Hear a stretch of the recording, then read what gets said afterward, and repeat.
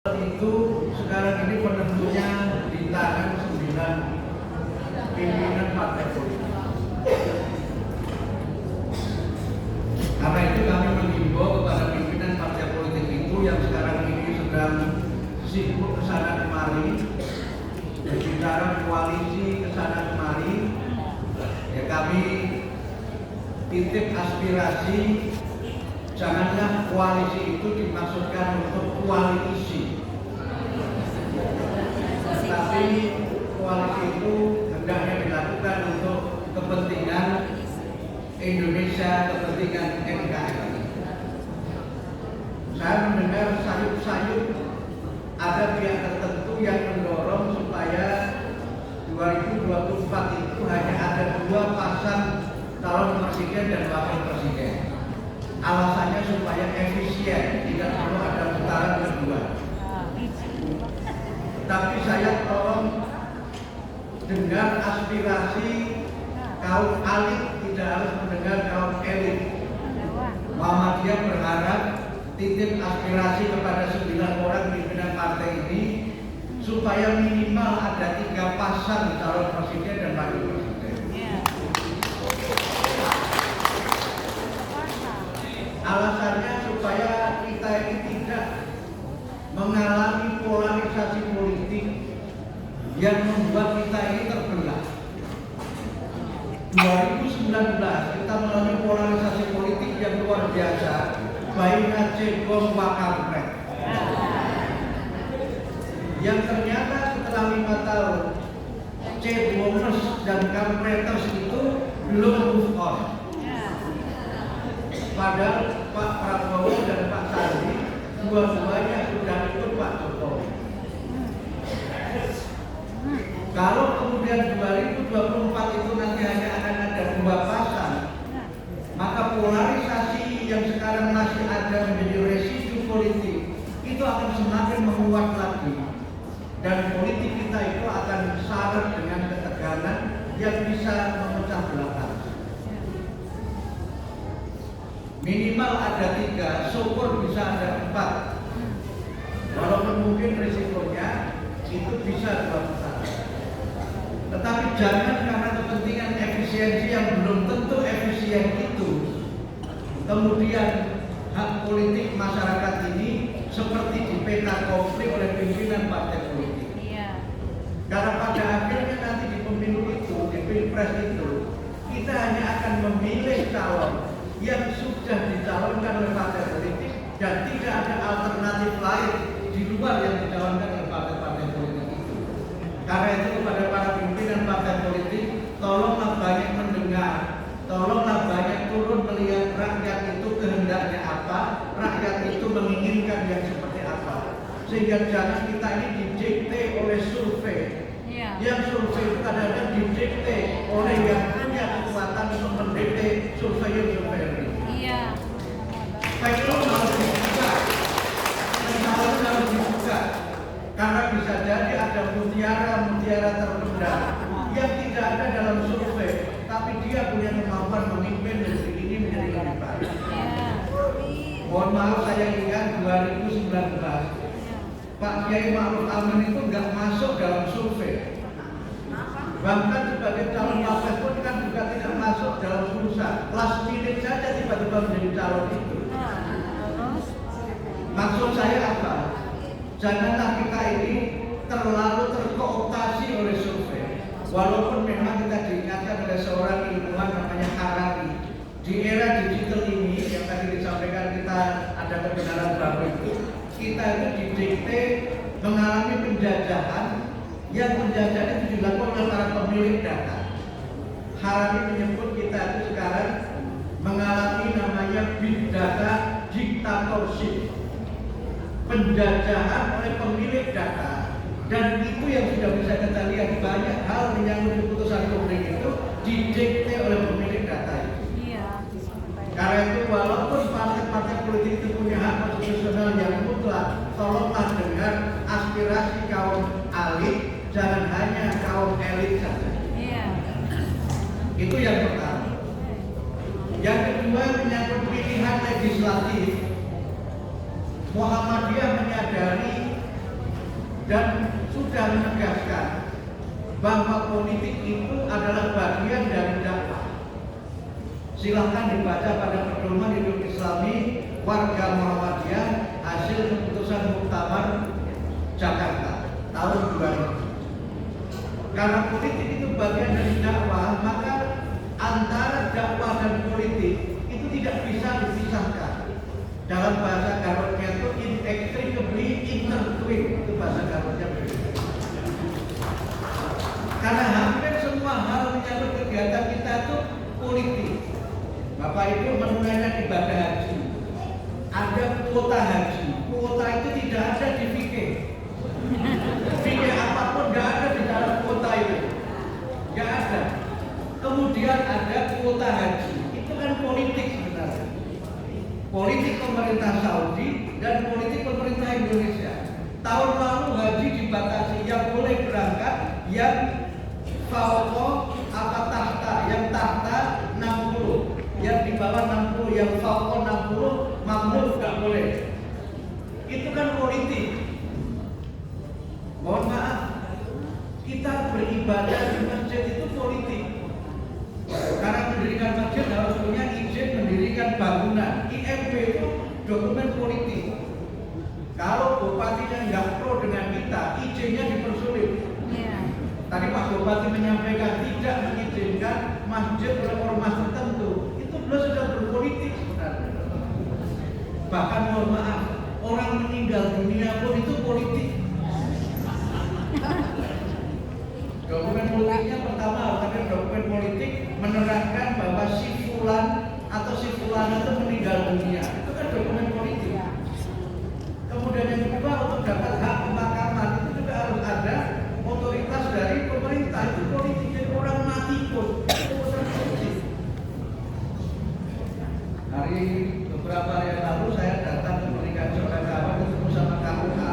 KUA itu saya tanya, ini yang keberapa Pak? Ini yang sudah yang kelima.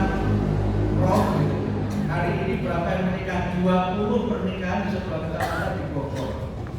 Terus saya tanya, ada masalah Pak? Sebagiannya ada Pak. Masalahnya apa? Ada yang memalsukan data. Data apa? Data status. Statusnya apa? Dia itu sebenarnya sudah duda, tapi sudah masih bukan duda, masih punya istri, tapi dia menyebutnya itu duda. Ternyata dia itu adalah duren sawit. Duda keren, sarang duit. Jadi itu dokumen itu, ijazah itu dokumen politik. Karena itu kalau nanti lulus dari Staida, ijazahnya disimpan supaya kalau jadi pejabat tidak dipersoalkan ijazahnya itu. Ada ceritanya Pak Hasim Mujadi kan, seorang bupati di demo terus sama masyarakatnya, mengadu kepada dia, kenapa kamu di demo terus? Mereka menuduh saya ijazahnya palsu. Nah terus yang benar bagaimana? Kata yang jual waktu saya beli itu asli.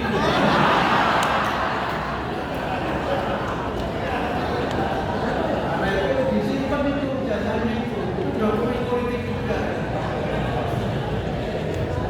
Kalau Pak Ketua PDS, insya Allah doktornya asli Pak Kirson.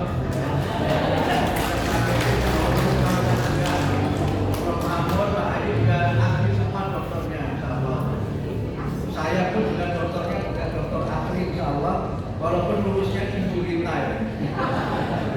Semester 12 dia baru lulus. Tapi insya Allah lulusnya bukan lulus dengan syafaat.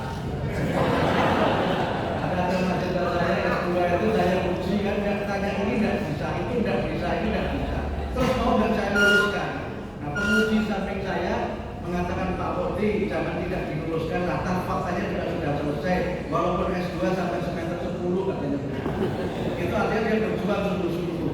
Luluskan apa nilainya berapa pun yang penting lulus. Nah, Bapak tahu sendiri dia nggak bisa jawab. Kalau saya luluskan ini saya luluskan atas dasar apa? Ya ada saja lulus dengan syafaat.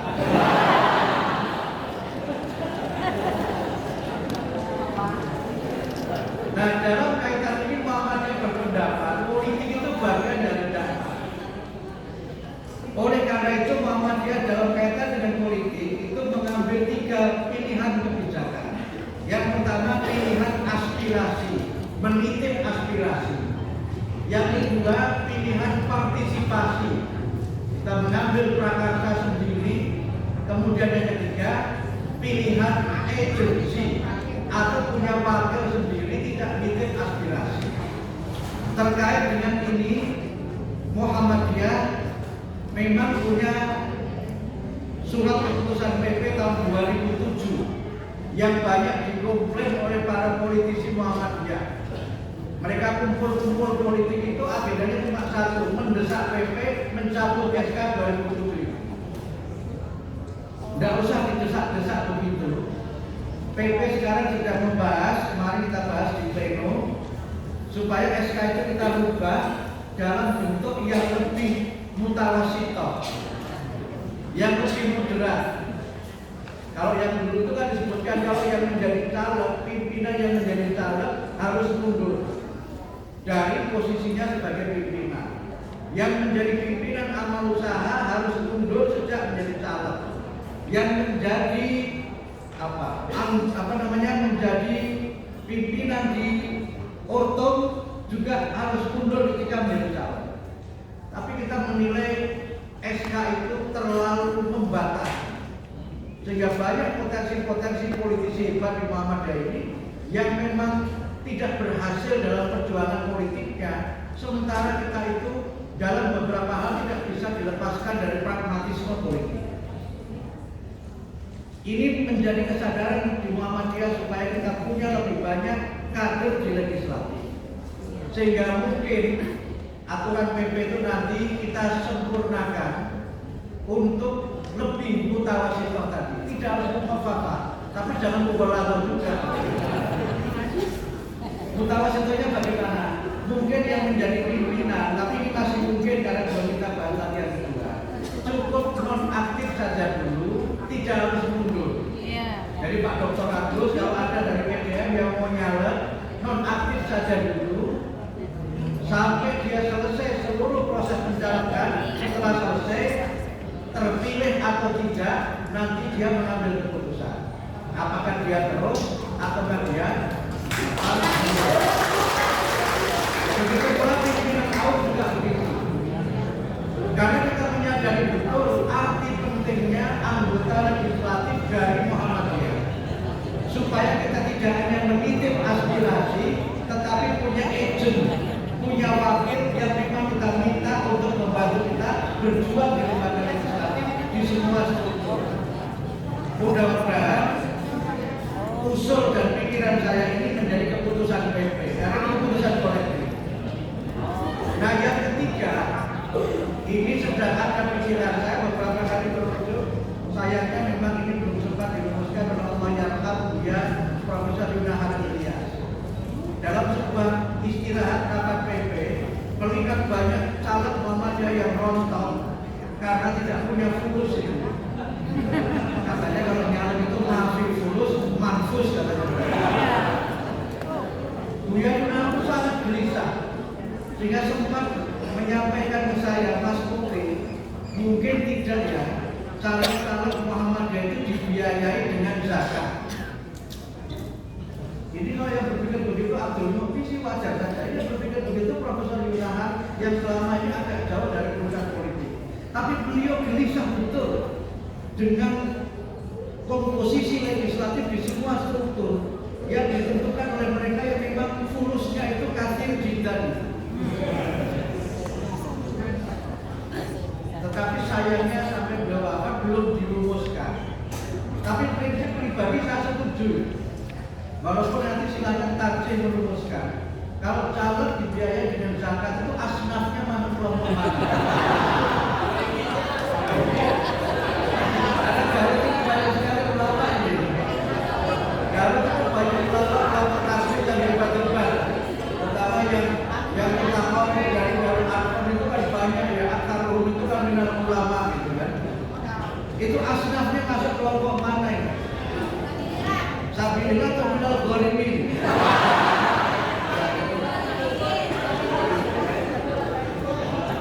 Tapi saya serius, kalau toh tidak dari zakat, menurut saya harus ada dukungan massa dan dukungan capital dari warga persyarikatan untuk selalu Muhammadiyah. Ada contohnya, misalnya PBN Jawa Timur 5 tahun yang lalu kan resmi mendukung Profesor Zainuddin Maliki sebagai caleg DPR RI dari PAN di Dapil Gresik Lamongan. Itu di backup betul oleh PBM dan 2 PDM Gresik dan Lamongan itu, dan beliau terpilih. Nah, kalau berjuang sendiri, apalagi dia misalnya, mohon maaf ya, sebatas guru di Muhammadiyah, itu berapa investasinya untuk nyalek? Untuk bikin gambar itu sudah nggak cukup itu.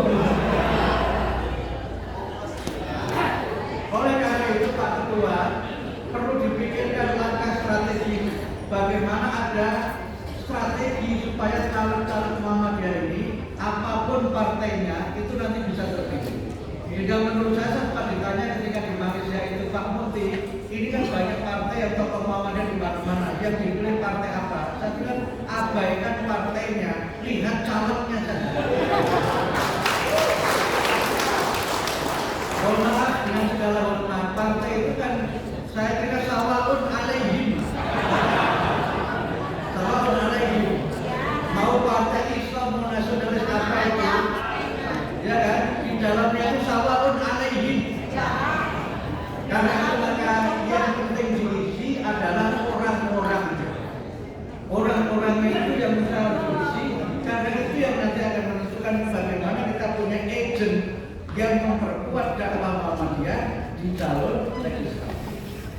Nah, yang terakhir pesan untuk KPU harus profesional. KPU harus profesional. Karena kami menangkap beberapa sinyalemen KPU ini mulai bermain api. Harus profesional, harus imparsial, dan itu menjadi kunci keberhasilan.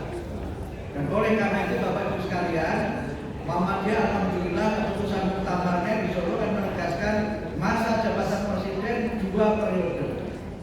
Marrotain fakot, nggak boleh ada penambahan. Walaupun sempat ada yang usul mau ada penambahan atau perpanjangan ekstra time atau Pak Sebagainya, nggak boleh. Muhammadiyah keras soal itu karena awalnya dia mengatakan perpanjangan itu masuk akal, makul katanya, masuk akal. Makul bil ain atau makul bil alif. Kalau makul bil alif itu artinya bisa dipakai. Kalau makul masuk akal. Menurut Muhammadiyah jangan bermain-main dengan konstitusi. Karena sekarang ini saya masih mendengar sayup-sayup ada yang memperpanjang dengan berbagai macam cara. Walaupun sudah kecil sayup-sayupnya. Karena itu kami mendorong KPU untuk kerja profesional, kerja sebagai penyelenggara pemilu yang dapat menjamin demokrasi ini bermain dan berjalan sebagaimana mestinya. Dan inilah yang saya kira penting sehingga warga Muhammadiyah harus menjadi teladan dalam kita berpolitik. Harus menjadi teladan bagaimana kita menjadi pemersatu bangsa. Dan PP Muhammadiyah insya Allah nanti pada bulan Agustus kalau tidak ada halangan kita akan menyelenggarakan konvensi nasional menjelang pemilu 2024. Kita akan kumpulkan para tokoh-tokoh politik bicara Indonesia masa depan yang lebih baik, Indonesia yang berkelanjutan, dengan politik yang bersama yang berpihak kepada rakyat. Ini komitmen Muhammadiyah. Biasanya kalau Muhammadiyah usul itu diterima. Biasanya, misalnya usul perpanjangan libur Idul Adha kan?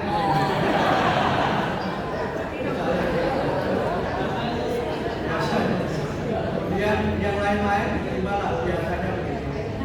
Tetapi tentu kita bisa berdakwah lebih baik lagi kalau kita sekali lagi tidak hanya mengambil peran aspirasi, tidak hanya mengambil peran partisipasi, tapi juga punya peran agensi lewat kader-kader kita yang berdiaspora di lembaga-lembaga negara, di lembaga-lembaga politik atau lembaga-lembaga lain yang